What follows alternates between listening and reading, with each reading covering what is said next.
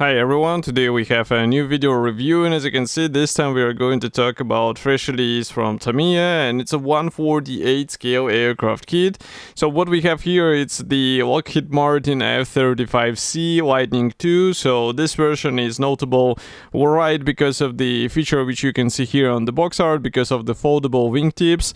And well, as manufacturer says, it's not exactly just another version, because they had to modify the fuselage, the wings, and also to provide some alternative assembly options. So that's why it will be interesting to see what has changed here, and especially considering the fact that I didn't review the previous versions of this aircraft. For me, it is interesting to check the plastic itself.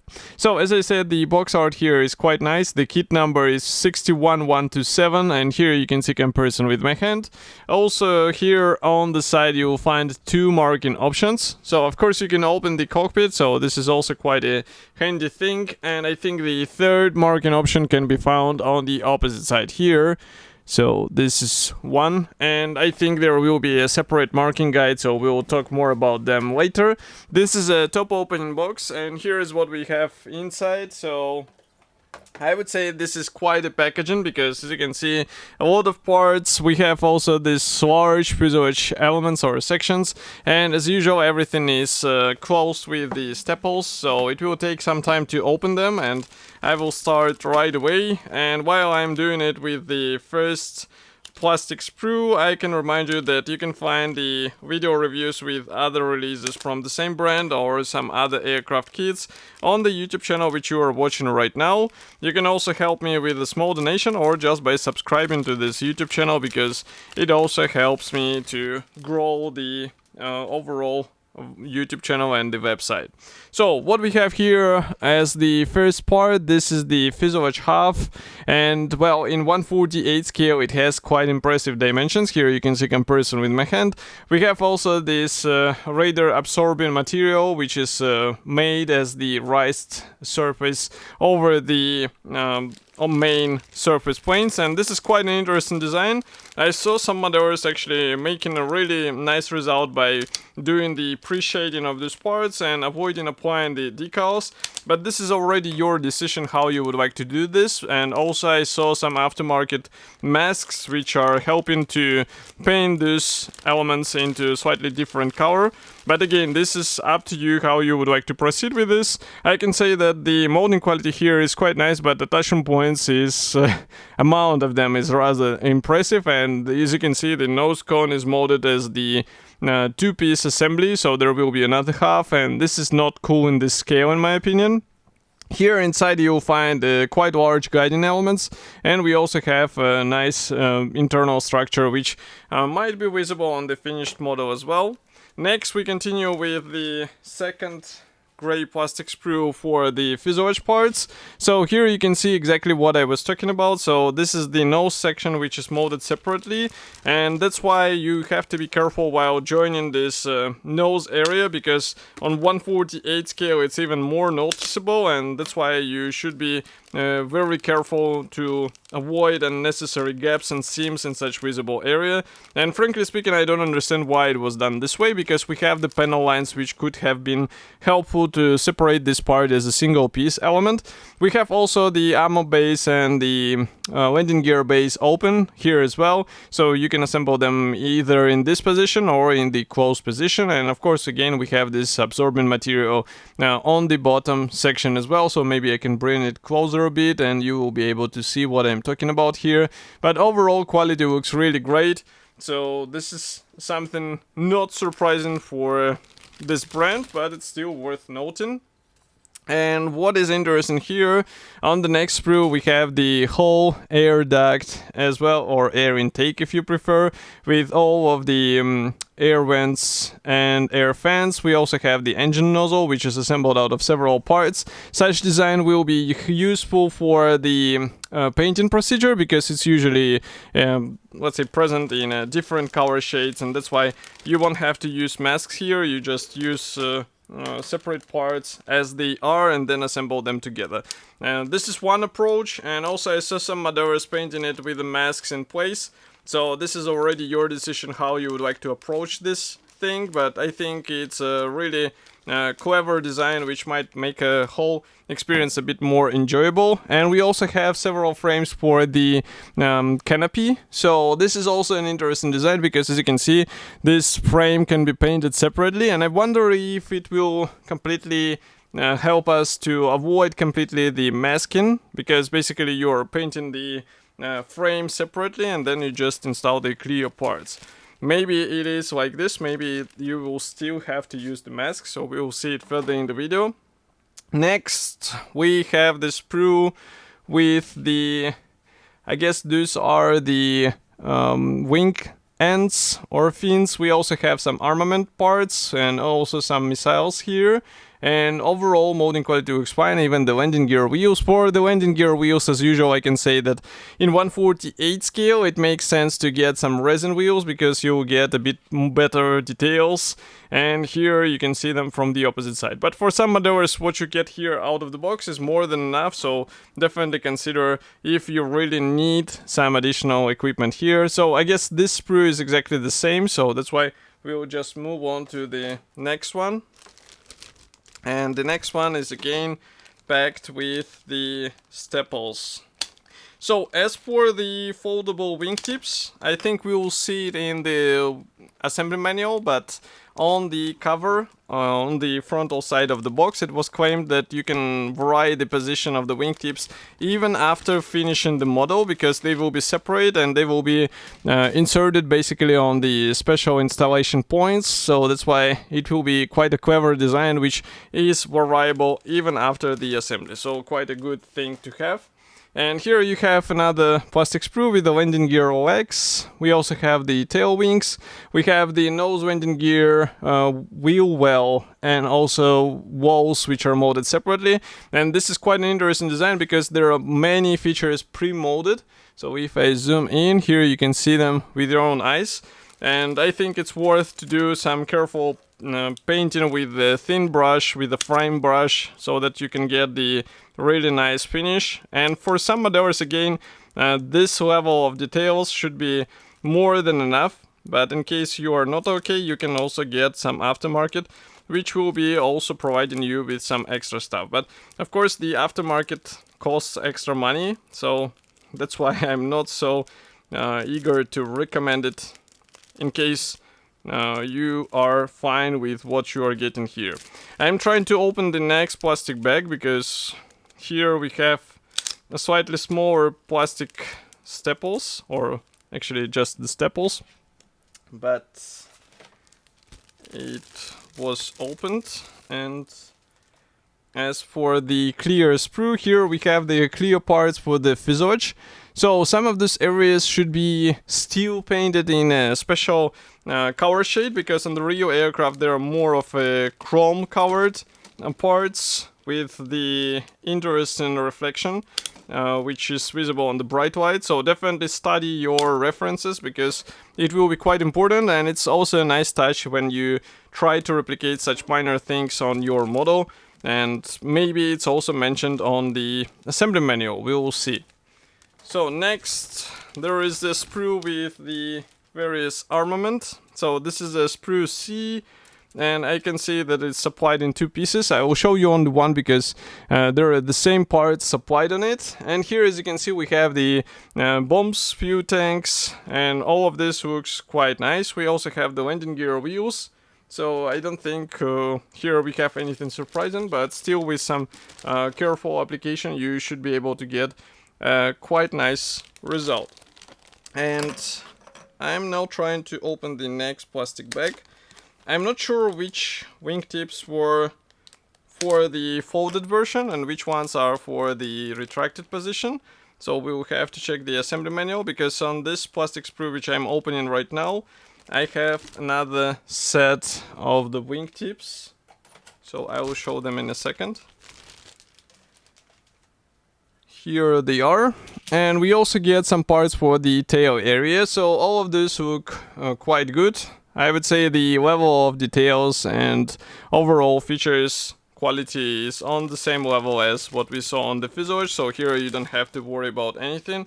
The only thing to worry about is again the proper painting of all of these parts. better check the references and also the assembly manual so that you can pre-paint some parts before the installation, because in some areas it will be difficult to reach. And this is even more concerning the next plastic sprue, because here we have the parts for the cockpit and we have the parts for the main wheel well. And as you can see here, we have also some wiring replicated just like on the real aircraft, so this is really cool.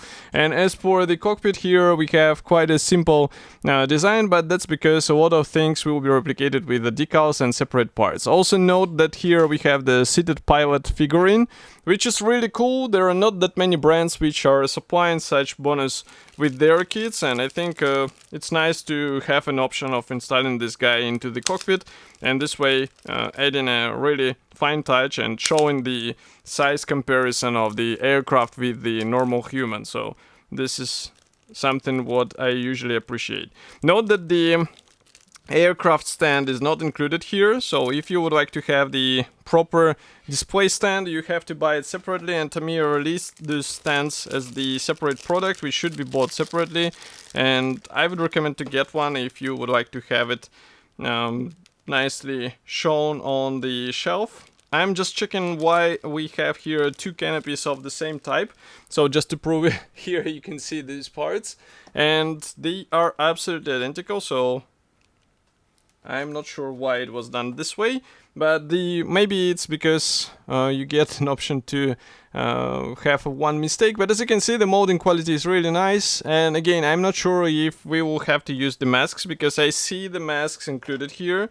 So probably you will have to use masks. So just give me a second to open the last gray plastic sprue, and we will talk about the items which are included there. I can see that it's the ammo bay insert, and it's really cool that these parts, these large subsections, they are molded as one-piece parts, at least this. So in a second I will show you what I'm talking about. So here is the sprue, and I will zoom out. Now you can see these parts. This is really large part, but note how many features are replicated here out of the box. This is really cool, and of course I think it's worth spending some time painting it and also emphasizing it on the finished model, maybe with help of the mirror. The same applies to this panel. As you can see, there are a lot of wiring as well, so quite nice attention to details. Usually such stuff is replicated with the metal and PE parts. Here it is replicated just by being pre-molded on the original plastic, so some modders will be happy to find this because they will not have to spend extra money, and this is definitely a good thing for some modders, especially considering the price of the original plastic. So that's why it's always better to have everything out of the box and just focusing on the assembly of the standard thing without having to think through how to use the aftermarket items. So now I'm opening the next plastic bag. Here we have two decal sheets and also the masking sheet. So I will show them in a second, because I need to remove this plastic sprue and then to show you the masks. So I think the masks are not pre-cut, but this is a traditional thing for Tamiya. You have to cut them by yourself, but here you have the masks for all of the clear areas on the aircraft, and this is really good. So it's just a matter of applying them and of course cutting them first. Next we also get two decal sheets, as I said. So first one is coming with the segmentation and also some of the decals, the gray symbols for various markings. And as you can see, the printing quality is okay. Decals are a bit on the thick side as far as I can feel, so it's I guess it's done intentionally just to replicate the structure, because these symbols, well, they're thinner a bit. But still, if you get a chance to use the aftermarket decals, it might be a good idea because it will be easier to apply. But with this, the standard decals, I would use the decal softener. And then we have also another one here with all of the decals for the cockpit. As you can see, there are plenty of them. Even the seat belts are replicated as decals. So this is a useful addition, and again, for some modders it's more than enough. I remember assembling some of the models from Tamiya only with these decals without any P parts, and it was quite alright. Next, I'm opening the plastic bag with brochures, so just give me a second. because here we have some brochures and also some papers about the safety, and it's a bit tricky to remove because of the sticky tape on the flap, so it just catches to the papers. So here is the safety note which I was mentioning, nothing special to be honest. And then we continue. There are 2 metal rods. I'm not sure where they will be used, so we need to check the assembly manual. There are also the tech tips, another traditional thing for Tamiya kits. And I think for professional modelers it won't be bringing something new, because they already know all of this stuff. We also have the marking guide. So marking guides, and they are supplied as brochures which are color printed, and I would say this is more of a posters. So this is a really cool thing. It's printed in a vertical layout, and that's why it might be a cool thing to frame as well, but it's up to you how you will use them. So this was the first pair of marking options, and here is another one, so really good. And here we have the stencils application guide, and as you can see, this one is printed in the horizontal layout. That's not all. We also get the background information, which is printed in black and white. It's written in several languages, so also another useful thing. But I guess if you will be building such a large project, it's better to get your own reference material. Here we also have the black and white assembly manual. So if I open it, inside you have some assembly tips. You also have some assembly options. So foldable wingtips, openable canopy. Also here we have the leather retracted, open or closed gun bay, and all of this stuff. So plenty of options to consider. And assembly process starts straight away with the top fuselage section, because here you have to do some masking and to paint this area around the cockpit. Next we continue with the cockpit assembly. So again, plenty of decals going inside, and then the cockpit gets installed onto the top fuselage half. We also have the correction here. This is the nose landing gear wheel bay, and it depends how you will depict, because as you can see here we have the folded one, and again it gets installed onto the nose area of the top half. Then we continue with the air intake. So basically we are dealing with the sub-assemblies which are getting into place, and then here we start working on the lower fuselage section. Again, a lot of painting, and this is actually the painting the weapons bay with a lot of wires, as you remember. But as you can see, Tamiya provides really detailed guide on how to paint this or that wire, so it's quite useful. Here we continue with installing all of this stuff inside, and then finally we join the fuselage halves together on the step 21. Then we have the engine bay assemblies. So this is the hook door in open position, but you can also assemble it in a closed position. Here we have the nozzle, which is assembled out of several parts again, landing gear, and then we continue with the landing gear doors, landing gear wheels. Here we have the gun pod. Then we continue with more doors being installed in place, and this is already page 18. So as you can guess, the assembly is quite involved, and here we continue, for example, with the various missiles. I know that some of you would prefer to have them in resin, but this is already your investment. Here we continue again with the weapon doors open, and next here we have the tail surfaces. And here we have also vertical stabilizers. Next we have the wing mechanization. And also here you can see how the wing tips will be replicated, because those two large inserts are actually used to have it in place just like this. Then we continue with more of the armament being assembled, because it's installed on the wing tips. And here we have the pilot seat. So on the last stages you assemble the pilot seat and pilot himself. Here we continue by assembling also instrument panel, also the ladder if you would like to have it in the retracted position. And on the final stages is the canopy. And as you can see, you paint the frame, then you install the clear part, and you're good to go. So probably you need to use the masks only for the external pattern on the canopy, but it was not shown here, which is quite interesting, because no, there is the masks application guide. So what Tamiya tries to achieve is that you don't have to use the clear masks, I mean liquid masks.